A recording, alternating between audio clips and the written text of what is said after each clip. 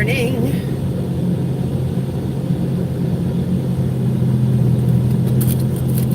It's a lot warmer today, guys, than it's been.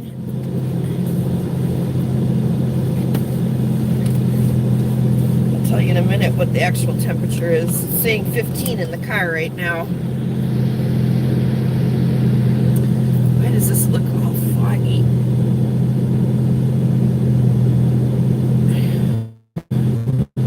That's better. Much more better. All right, we're off. So, by tomorrow it's supposed to be in the 40s. What? It was negative 30 degrees yesterday. Negative 30 degrees. And tomorrow it's going to be in the 40s.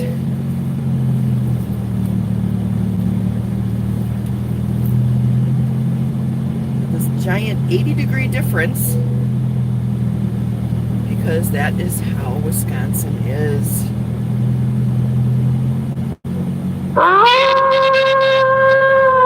It's Chrissy, she's howling at me.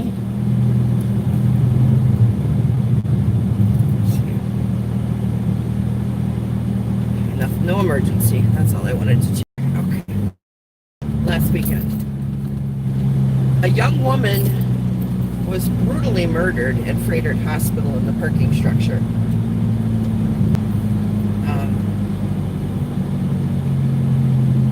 I won't go into the details, but she was not murdered with a gun. Her head was, she was brutally beaten and then left to freeze to death in the sub-zero temperatures. And the guy who murdered her, killed her, left her for dead in the parking structure, drove off with her car, was gone for a couple hours, and then came back and parked the car right over her body.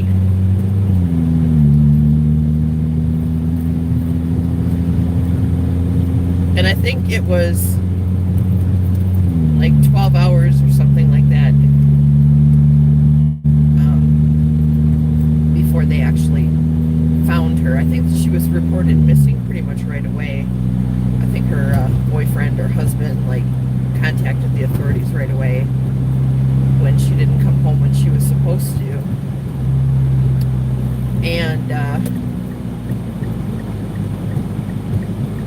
they found her car right away, but nobody bothered to look under the car. And it was a plow truck driver who found her body. A guy who was plowing out the parking structure that found her body. Very sad. I mean, she was a young woman, really well liked at the hospital. One of my friends works at Frederick, and he said that she was a lovely woman. Just everybody liked her. Nobody had anything bad to say about her.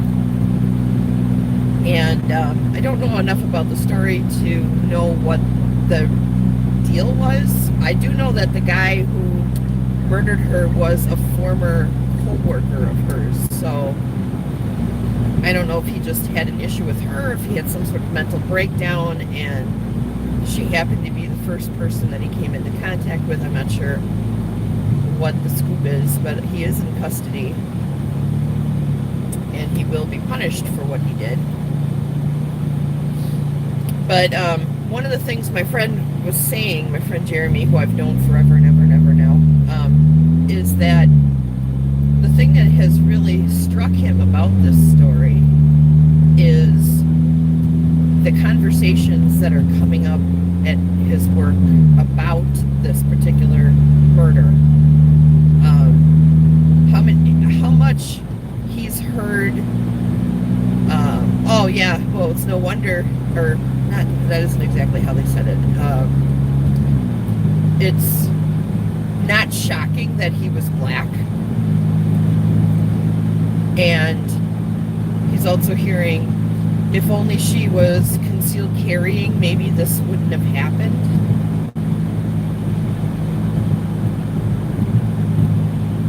And other political, controversial political ideas or not controversial, just political ideas that cause controversy because people are so black and white about the particular issue, like gun control or gun ownership or crime and who's doing the crime. And I don't know why any of that makes a difference, honestly. This isn't about guns. It isn't about the color of people's skin. It's not even about mental health. What this is about is our tendency in society today to go against our humanity. I mean, here's the thing, okay? It's horrible that this young lady was killed. It's horrible. It should not have happened. And it wouldn't have happened if someone along the way in this guy's life took active interest enough to try to help him, because clearly people who murder people have got a problem, right? They've got a problem. People don't just go and murder people for the sport of it unless they have some sort of mental issue, right? Like being a psychopath or having schizophrenia or a bad case of borderline personality disorder or whatever, right? There's like all these things that can cause a person to go to the point of murder. And I'm not talking about people who have to kill in self-defense. I'm talking about people who go, sociopath, thank you. Good, that's exactly the word that I'm looking for. Okay. It takes that kind of thing to drive people to murder, and you can't tell me that sort of thing happens overnight. This guy has a family somewhere. This guy was in school, so he was like around teachers. This guy may have gone to church and have been around pastors and other people who could have helped him. How did society fail this guy? I mean, the victim is incredibly important, and we have to protect people so that this kind of thing doesn't happen, but we also need to protect each other. You know what? Sometimes you got to put yourself in an uncomfortable situation when you've got a friend or family member who is showing tendencies towards violence. You're going to have to put yourself either physically or emotionally in harm's way to try to help to get that person some help. You have to. We have to start doing this for each other. We have become so disconnected that it's hard to even describe us as human anymore. I mean, we don't have face-to-face interactions with people very much anymore.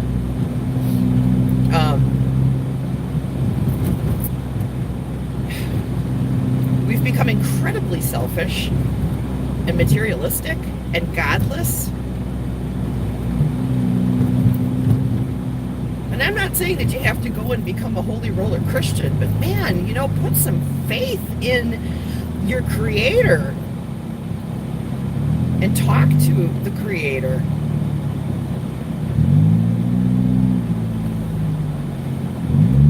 I don't know. I see all this happening, and I feel just as sick about society failing this guy who committed this murder as I do about the woman who was killed.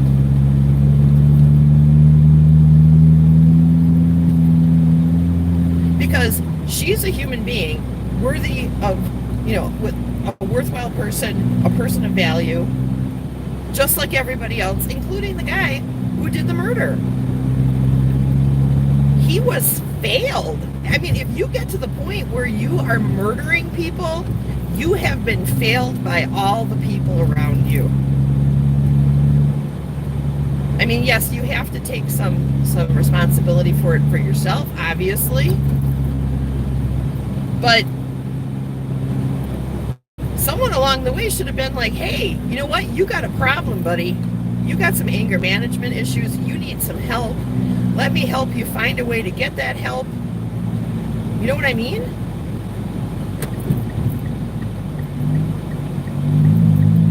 Ay, ay, ay.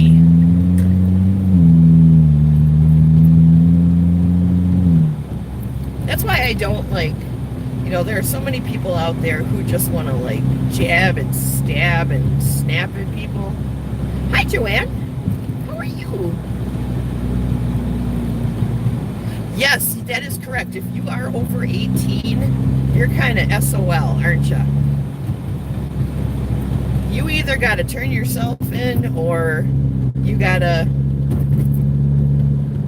out to the streets and you commit murders or do whatever. And that's, I mean, there's a fine line between putting everybody who shows any kind of like mental illness into a mental hospital and not doing anything at all. But I feel like we're doing nothing at all. I miss you too. Yeah, I'm a little busy bee. I work a lot, Jojo. I try to get on, I try to get into people's video feeds when I can. When I got a few minutes and I see somebody's on, I try to get in there and talk to people, but it's so hard right now. And it's been so freaking cold. Oh my gosh, negative 30 degrees below zero, guys. That is just, it was warmer on places on Mars than it was in Wisconsin. On Mars! Unbelievable. Anyways, I just, you know what? I just wanted to, I know it is. It's going to be so much better today. Thank the Lord Jesus in heaven.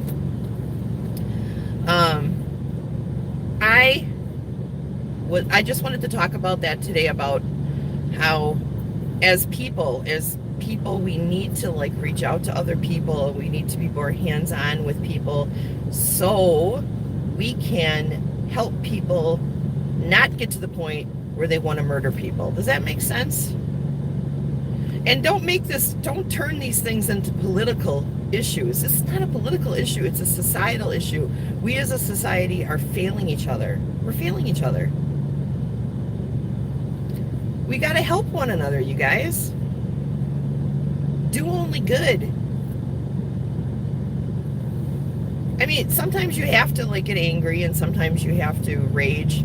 But man, guys, if you could see somebody around you who is like showing some really violent tendencies or anger management tendencies, don't run away from them. Talk to them and try to help them get some help.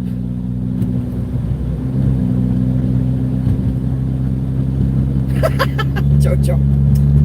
Well, maybe sometimes that's what's necessary. Because you know what? If somebody would have grabbed this guy and shook him up a bit and said, hey, snap out of this anger thing that you're in and go and get some help. Oh my God, I dropped my phone. Oh my God, you're on the floor. I don't know if I'm going to be able to get you guys. I'm trying, but I'm on the freeway. Oh no. Okay, well that was scary. All right, let me try flipping this around here. Okay, sorry about that, guys. It's still kind of cold out, so apparently my little gimbal on the window wasn't helping. At least I could find my phone this time. The last time this happened, I couldn't find my phone. Now it's getting hot in here, and my glasses are steaming up. Do you see that? Hang on. All right, I had to turn the temperature down. It's too hot. Anyway.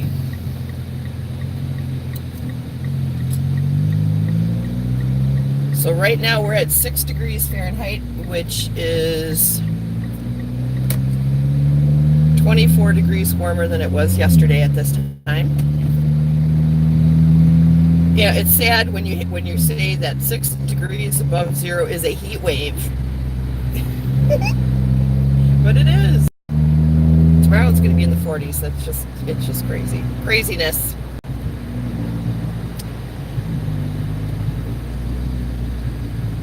It is cold. I'm sure 40 degrees would feel terrible to you, Jojo. I get that. Okay. Traffic is terrible today, guys.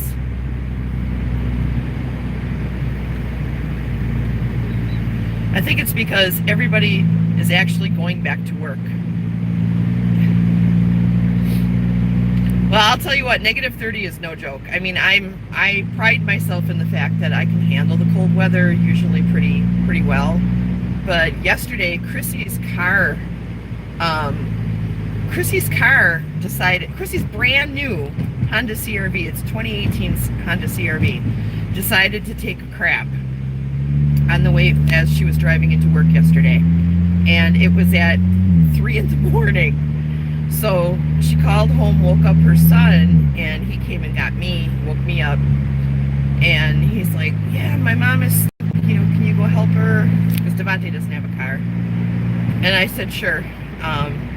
So I got up, got dressed, and went out. And even my car was like acting weird at first. At first my car wouldn't go over like 10 miles an hour.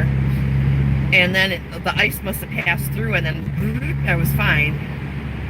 So I had to go and rescue Chris. I followed her all the way home with her car. She was able to get her car home. And then we took it into Honda, and it turned out there was a recall on the car. And the problem manifests during cold weather. Well, that's nice to know now. I'm like, okay, maybe Honda would have been nice to know about this a little bit sooner. But apparently they just put out the recall, so. But anyway, so she had repair work done for free, which is good, because it's still under warranty, and everything's fine with the car now, but it was negative 30 degrees. I couldn't believe it. I've never in my life experienced anything like that, I was wearing my hoodie and my jacket here, gloves, I had my hoodie up, and just walking from the house to the car, I had a mustache made from steam under my nose. Yes, that is. Actually, Joanne, you can do that at 0 degrees. At negative 30, yeah, it doesn't even have to be hot water. Water will just turn into snow if you throw it up into the air. It's kind of crazy.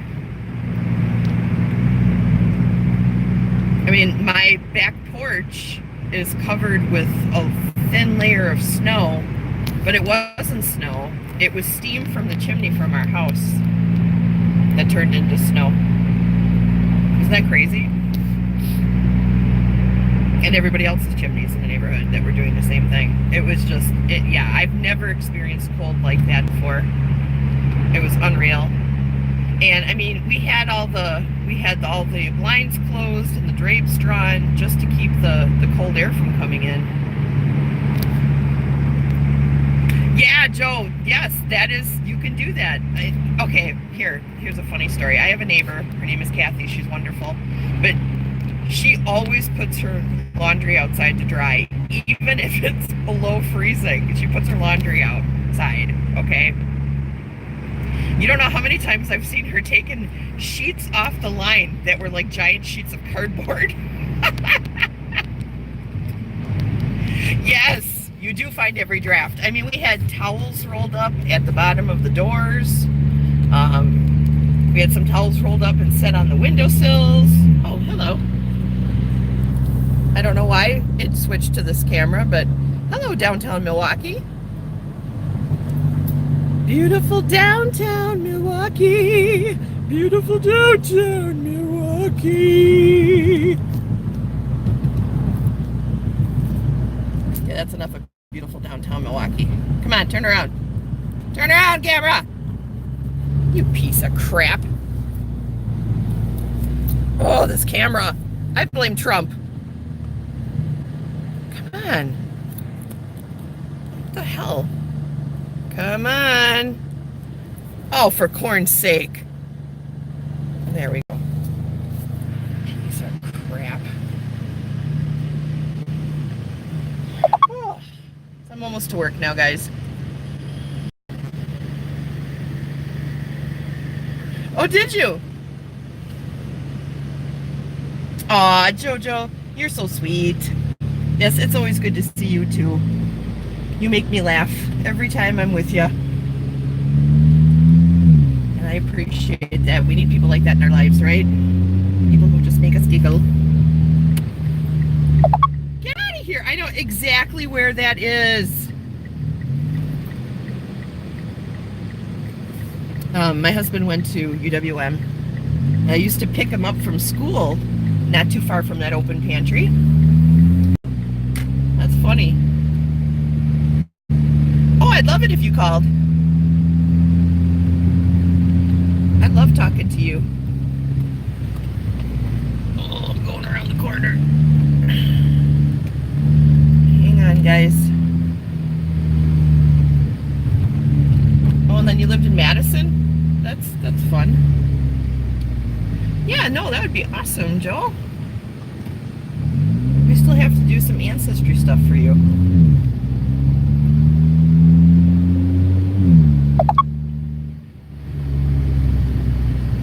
Oh, Platteville. Platteville's nice too, though. I like the big city. I need to be in a big city. I often fantasize about going and living in the desert in Slab City, and then I realize, you know what? I maybe could do that for the winter, but I really love Milwaukee. I love everything that we have here as far as art and music and restaurants and everything else. All right, at the wall. The wall. There's the wall. I have to get going, guys. I hope you guys have a great day. Thanks for spending some time with me this morning. I really appreciate that. Mwah!